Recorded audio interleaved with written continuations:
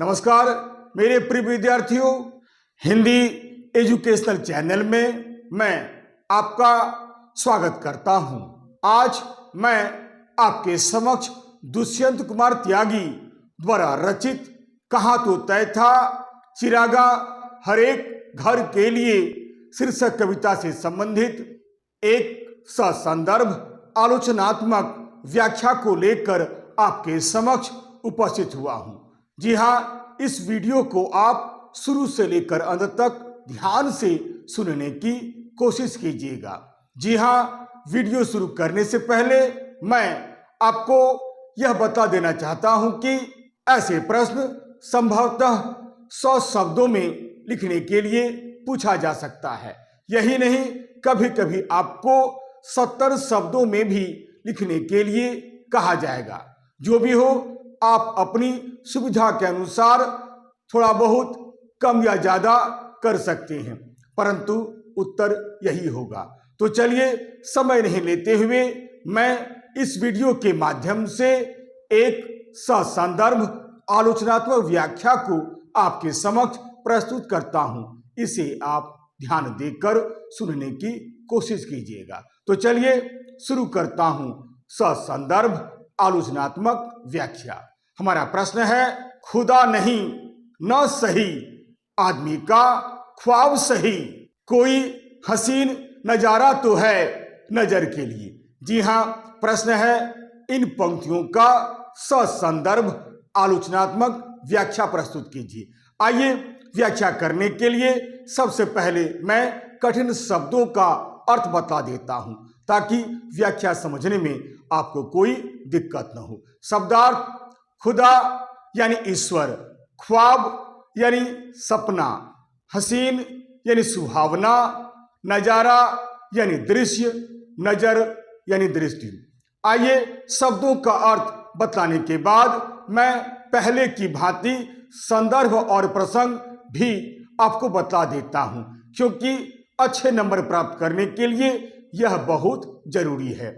संदर्भ: प्रस्तुत पंक्तियां हमारी पाठ्य पुस्तक, यहां पर आप पाठ्य पुस्तक का नाम जरूर दीजिएगा जो पुस्तक आपके यहां पढ़ाई जाती है, के पाठ कहा तो तय था चिरागा हर एक घर के लिए नामक शीर्षक कविता से ली गई है। इस कविता के रचनाकार दुष्यंत कुमार त्यागी हैं। ये हिंदी के एक बहुत ही लोकप्रिय कवि तथा एक सफल गजलकार हैं। आइए अब संदर्भ के बाद मैं प्रसंग आपके सामने प्रस्तुत करता हूं। शुरू करता हूं प्रसंग। प्रस्तुत पंक्तियों में कवि ने भारतवर्ष को आजादी मिलने के बाद की स्थिति का बड़ा ही मार्मिक चित्रण किया है। साथ ही साथ कवि ने समाज में रहने वाले लोगों के अभावों और उनके प्रति लापरवाह तथा निष्क्रिय समाज को जगाने का प्रयास किया है। यह कविता इनकी लोकप्रिय गजल संग्रह साये में धूप से ली गई है, जिसकी रचना सन 1975 ईस्वी में हुई थी। यह कविता दरअसल सत्ता पर बैठे हुए सत्ताधारी नेताओं पर लिखा गया एक व्यंग्यात्मक गजल है। आइए अब मैं इसकी व्याख्या शुरू करता हूं। पंक्तियां हैं, खुदा नहीं न सही आदमी का ख्वाब सही, कोई हसीन नजारा तो है नजर के लिए। जी हां, खुदा यानी भगवान, हसीन नजारा यानी सुहावना दृश्य, नजर यानी दृष्टि। कवि भारतवर्ष को आजादी मिलने के बाद कटु यथार्थ का वर्णन करते हुए कहते हैं कि हे भारतवासियों, आज मैं भारतवर्ष के बारे में क्या कहूं। आज भारतवासी अभावग्रस्तता का जीवन जीते जीते तथा अत्याचार सहते सहते कुछ ऐसे हो गए हैं कि मैं उनके बारे में क्या कहूं।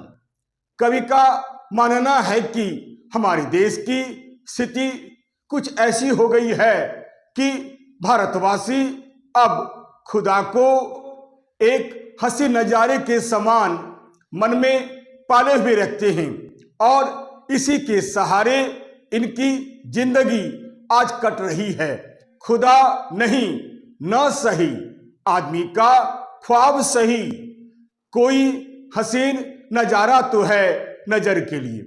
कहने का अर्थ यह है कि भारतवासियों के लिए अब तो ईश्वर एक सुहावना दृश्य के समान हो गया है, ताकि उसके सामने बैठकर कुछ वक्त व्यतीत किया जा सके। यानी अब ईश्वर या खुदा वक्त गुजारने का एक अच्छा नजारा लोगों के लिए बन गया है।